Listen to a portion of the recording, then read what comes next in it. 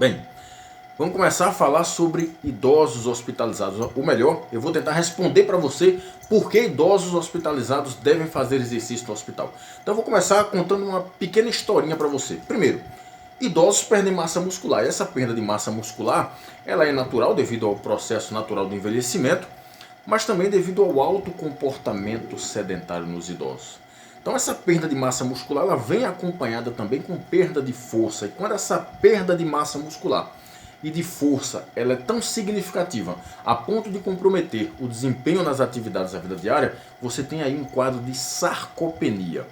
Sarcopenia, se você pegar a palavra sarcopenia, sarco significa músculo, penia, perda. Perda de músculo. Então você poderia dizer de uma maneira muito resumida o seguinte: sarcopenia é a perda de músculo.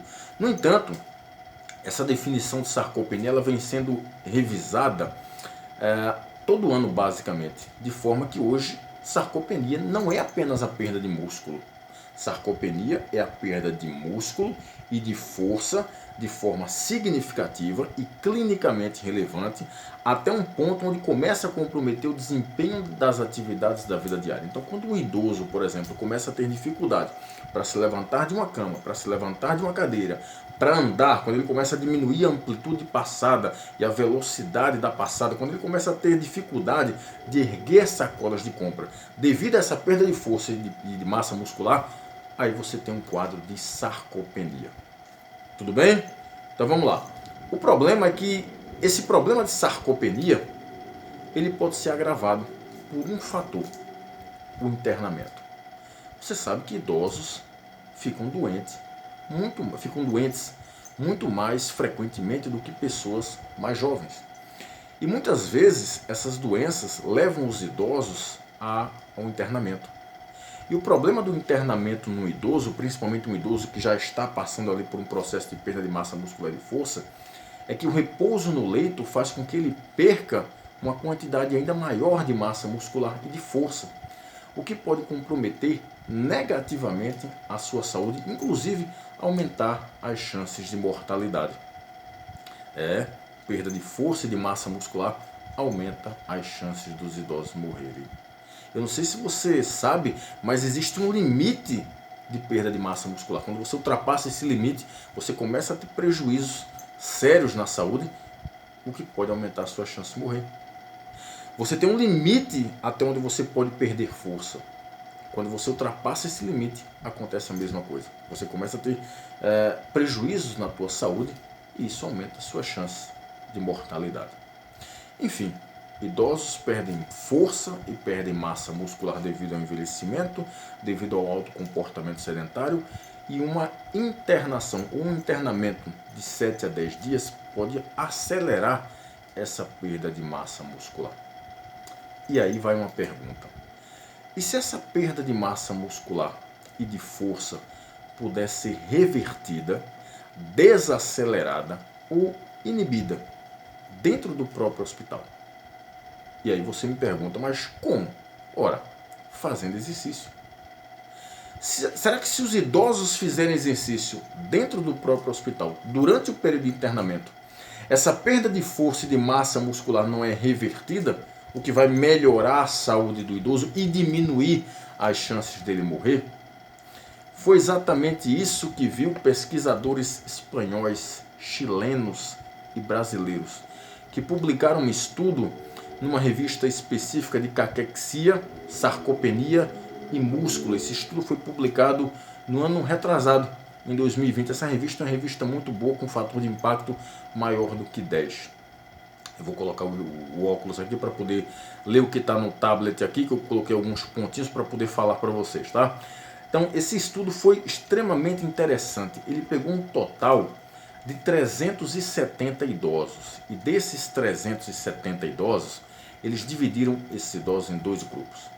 Cada grupo tinha 185 idosos. Então, num dos grupos, eles aplicaram exercício. E o outro grupo era o grupo controle, não fazia nada, fazia apenas o tratamento padrão ali do hospital, o tratamento convencional, né? O tratamento mais conservador. Enquanto o outro grupo fazia exercício. Como é que era esse exercício? Esses idosos treinavam 2 vezes por dia de 5 a 7 vezes por semana, ou seja, podia ser de segunda a sexta ou todos os dias, 20 minutos de manhã, 20 minutos à noite, ou seja, era um treininho curto. E aí como é que eles faziam? Eles treinavam musculação, ou seja, exercício resistido, treinavam equilíbrio e caminhada. Para o exercício resistido, para a musculação, eles faziam 2 a 3 séries de 8 repetições com uma carga de 30 a 60% RPM, que é uma carga de leve para moderada, usando os seguintes exercícios: sentar e se levantar da cadeira, que é um exercício altamente funcional para idosos, ou melhor, é funcional para todo mundo, né? Todo mundo precisa se levantar e sentar na cadeira, mas para idoso eu não consigo imaginar um idoso sem ter esse exercício prescrito em seu programa de treinamento. Então esses idosos fizeram esse exercício de sentar e se levantar da cadeira, leg press, cadeira extensora e supino sentado. Apenas esse. Aí você me pergunta, mas peraí, eles treinaram supino sentado para membros superiores, por que não treinaram puxada? Provavelmente não tinha puxada, não tinha remada. Os aparelhos que o hospital tinha, provavelmente eram só aqueles. Então eles trabalharam com o que eles tinham. Então eles fizeram só esse exercício.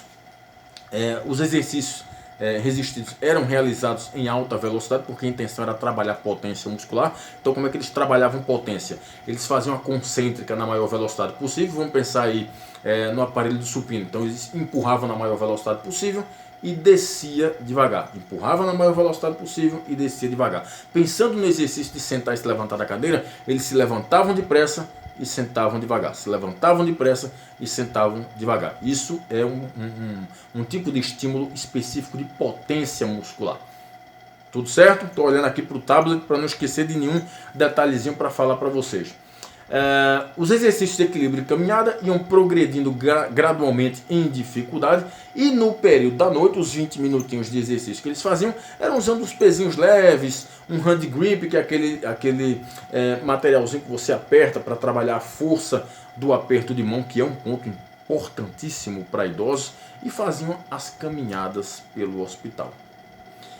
Para você, esses exercícios podem ser muito inofensivos. Para idosos, não. Eles são muito essenciais, principalmente quando nós pensamos em idosos hospitalizados. Sabe o que aconteceu?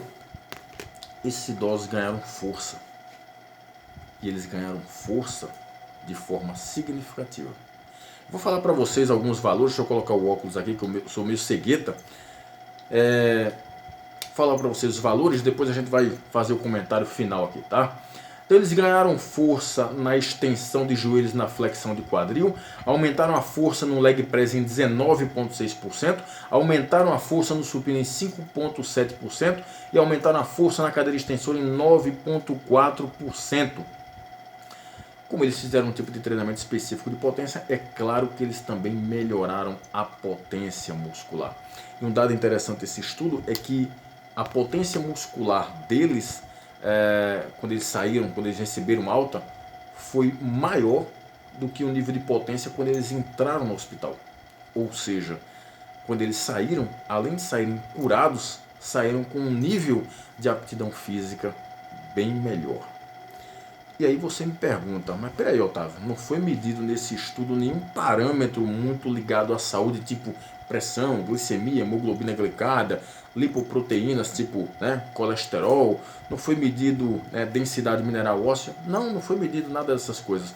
Eles mediram força e potência. E aí você me pergunta qual a importância da força e da potência para idosos que estão internados. E aí eu volto ao que eu estou falando lá no comecinho do vídeo. Quando você coloca um idoso internado durante 5 a 7 dias, que são poucos dias, né?